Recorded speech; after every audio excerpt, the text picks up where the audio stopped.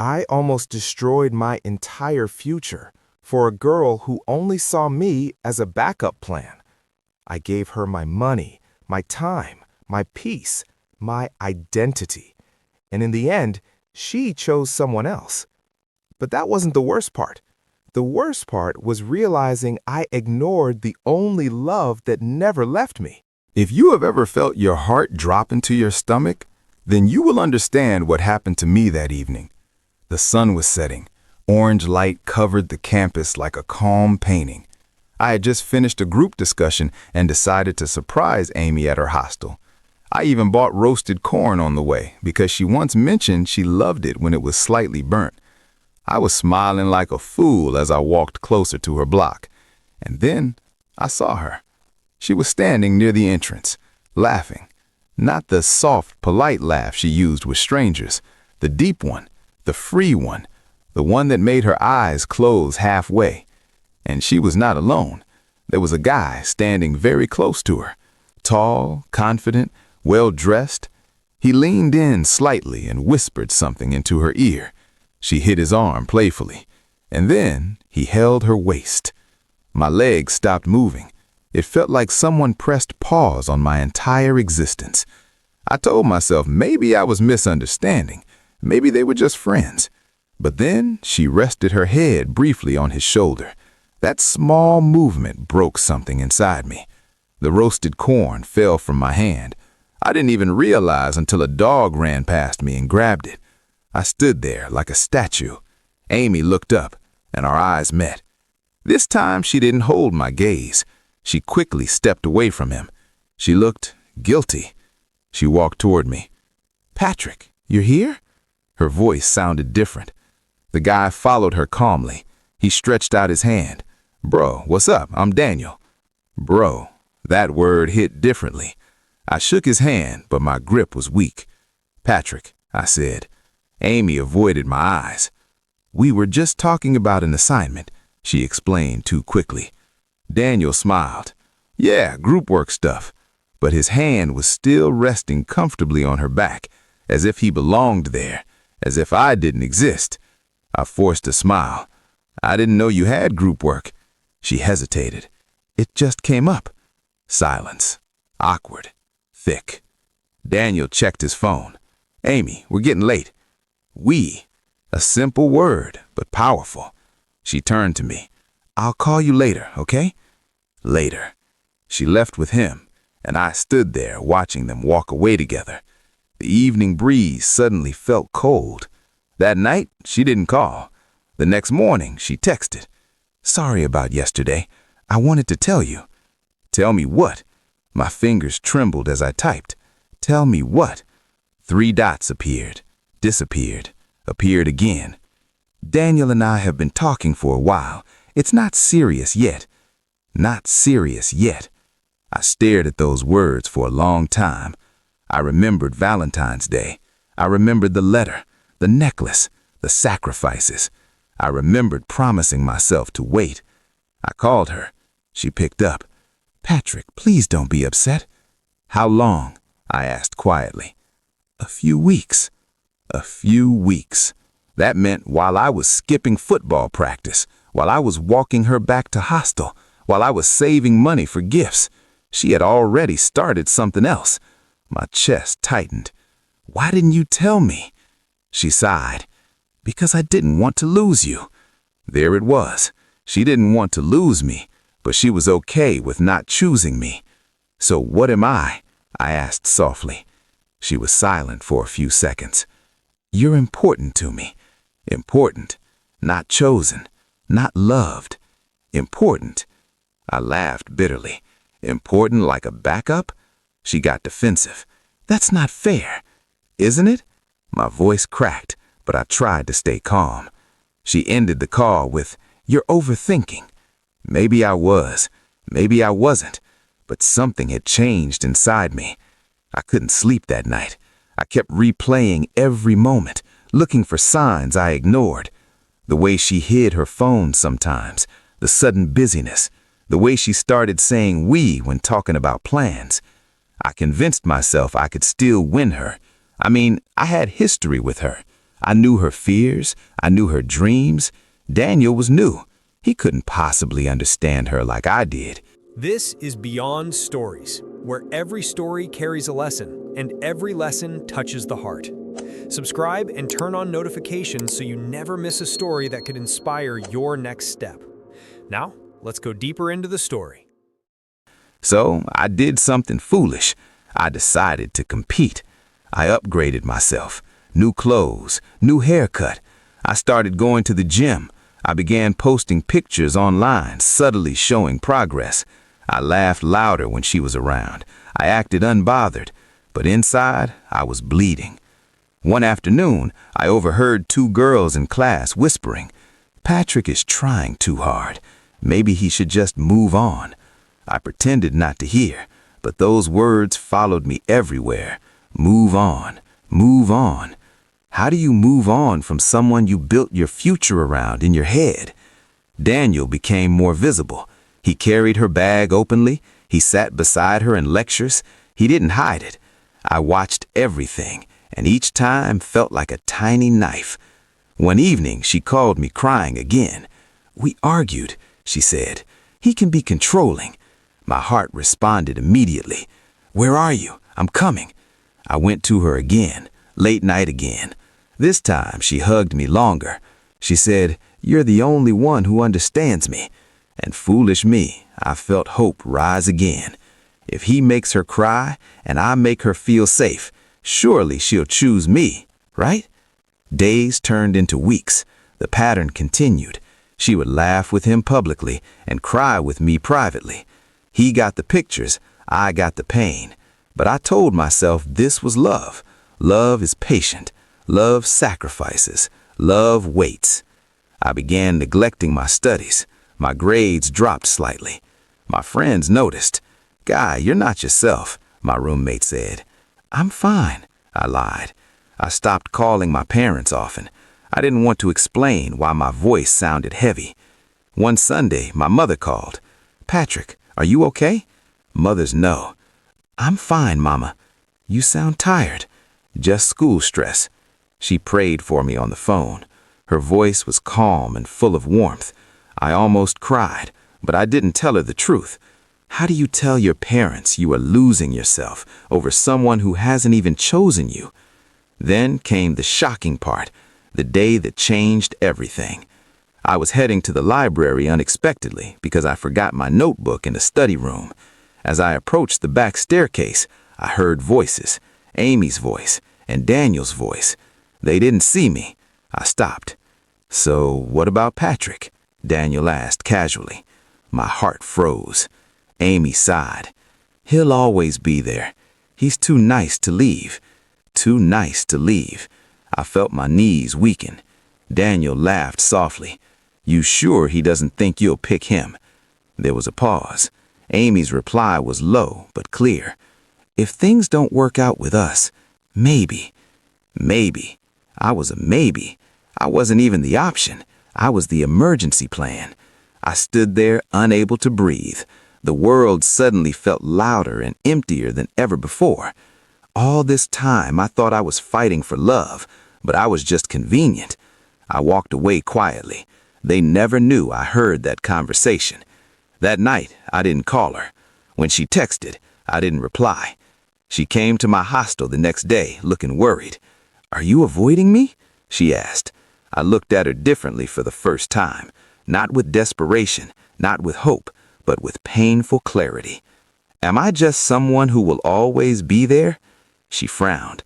"What do you mean?" "If things don't work out with him, maybe." "Me?" Her face turned pale. She knew. I had heard. She tried to explain. "You misunderstood." "Did I?" My voice was calm, but my heart was breaking loudly. She reached for my hand. I stepped back. For the first time, I stepped back, and in her eyes, I saw something unfamiliar. Fear, not of losing me, but of losing control. And that was the moment I realized I was never her first choice. But what I didn't know was that walking away would cost me more than staying ever did. Because Daniel was not who he pretended to be, and Amy was hiding something far bigger than I imagined, something that would shock me to my core, something that would push me to sacrifice even more than before. And when the truth finally exploded, it wouldn't just break my heart, it would break my identity. And that storm began the night she showed up at my door, shaking, whispering 3 words that changed everything. I'm in trouble. I felt 2 emotions at the same time, fear and purpose. Fear because her voice was shaken in a way I had never heard before. Purpose because somehow she was choosing me in that moment. She stepped into my room and sat on the edge of my bed. Her hands were trembling. "Daniel, it's not what I thought," she said. My chest tightened, but I stayed quiet. "He's different when no one is watching." I remembered the argument she mentioned weeks ago, the controlling behavior, the subtle red flags I ignored because I wanted her to see me as the better option. "Different how?" I asked. She hesitated. Then she said something that made my stomach turn. "He borrowed money from some people on campus, and now they're threatening him. He used my name as a guarantor." My mind went blank. "What?" She started crying. "I didn't know he did that. He said it was just paperwork, but now they're calling me. They're saying if he doesn't pay, I will." Anger rose inside me, not just at Daniel, but at myself, for still caring, for still wanting to fix things. "How much?" I asked quietly. She mentioned the amount. My heart nearly stopped. It was more than my entire school fees for a semester. "I don't know what to do," she whispered. "My parents can't find out." And there it was again. She came to me, not because she chose me, but because she needed me. And like a loyal soldier who still believed in a lost war, I said the words that sealed my fate. "I'll help you." She looked up sharply. "How?" "I don't know yet, but I will." The next few days were chaos. Daniel had disappeared. His phone was off. He stopped coming to lectures. Rumors started spreading. Some said he had traveled. Some said he was hiding. Amy was panicking daily. I was the one answering unknown calls. I was the one meeting the guys who came asking for payment. They were not joking. They made it clear this wasn't a small issue. One of them looked at me and said, "If she can't pay, someone will." That sentence echoed in my head for days. I did something I never imagined. I called my father. I lied. I told him I had an academic emergency and needed money urgently. He didn't hesitate. "How much?" he asked. I mentioned half the amount. There was silence on the line. Then he said softly, "I'll see what I can do." I later found out he borrowed from a colleague. I didn't know that at the time. I only knew that money entered my account within days. I added my savings, everything I had worked for, everything I planned to use for my own needs. I gave it all to Amy. She cried in my arms. "I don't deserve you," she said. If only those words were true. We paid part of the debt, but it wasn't enough. The threats continued. I began skipping classes to chase solutions.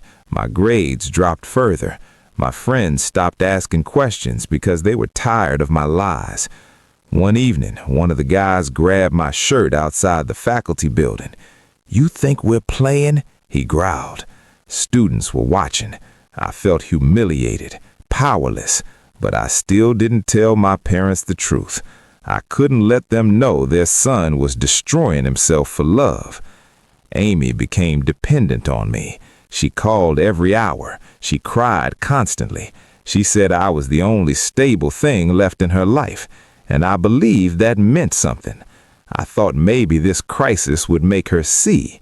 Maybe this sacrifice would prove my worth. Then came another shock. I finally found Daniel. He was in a bar off campus, laughing, drinking, living normally as if nothing happened. I walked up to him, rage boiling inside me. You left her to face this alone? He looked at me calmly. Relax, hero. Hero. The sarcasm in his voice burned. Do you know they're threatening her? He shrugged. They won't do anything. They grabbed me, I shouted. He leaned back in his chair. Why are you stressing? You like playing savior anyway.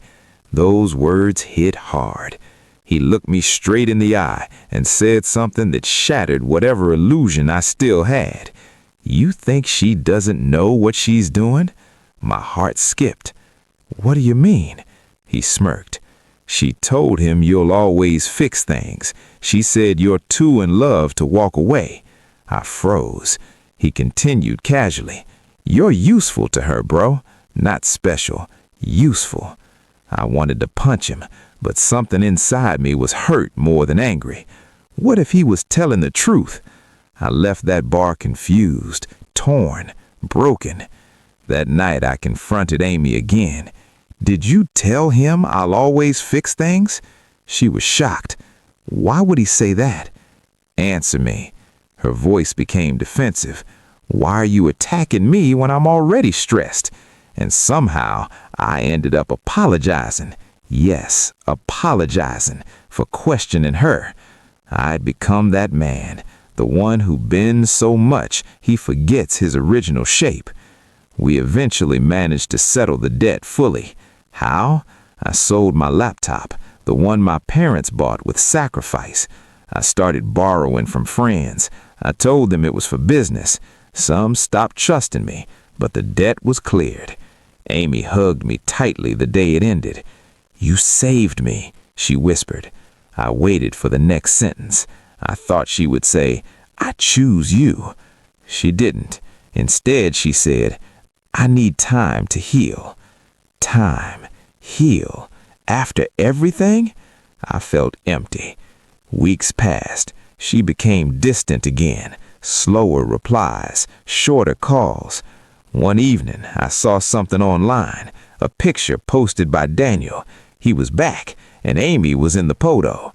They were at a restaurant, smiling. Caption, some storms only make love stronger. My hand shook. I called her immediately. She didn't pick up.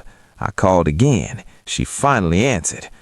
What is that picture? I asked quietly. She sighed heavily. Patrick, I was going to tell you. Tell me what? We're trying again. Trying again? I felt like the ground disappeared beneath me. After everything? My voice sounded unfamiliar, even to me. She was silent.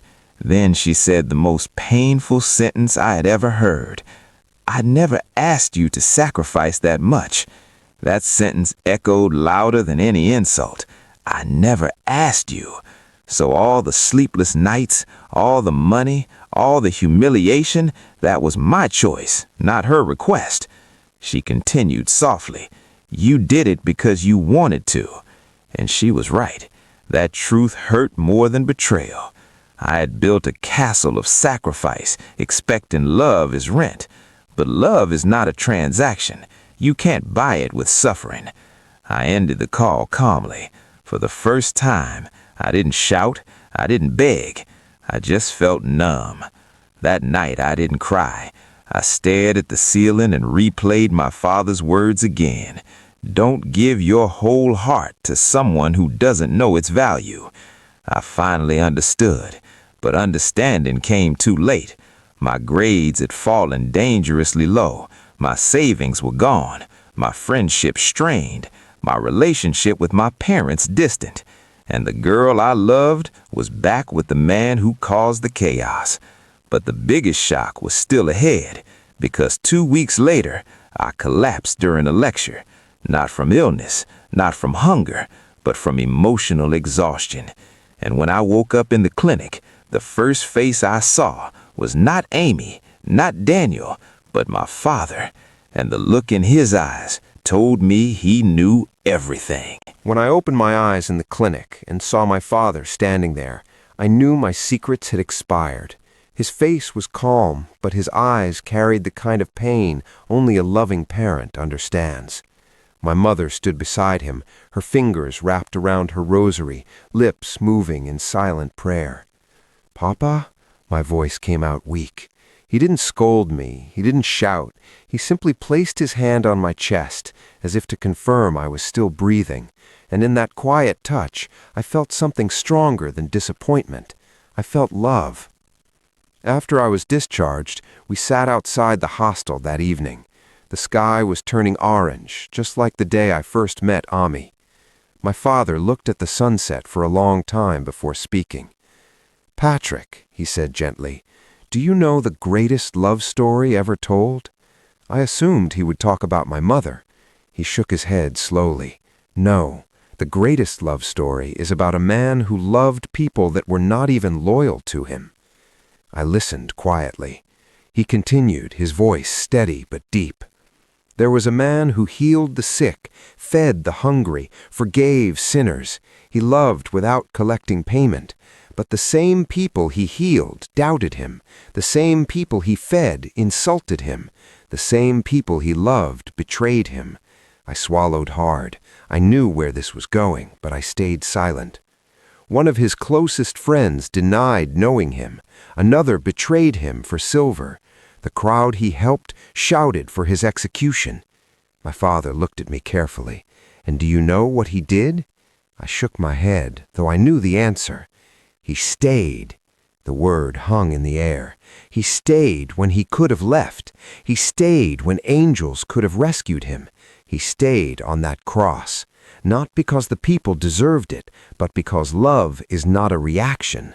Love is a decision. My chest tightened. He died for people who were still guilty, still sinners, still confused.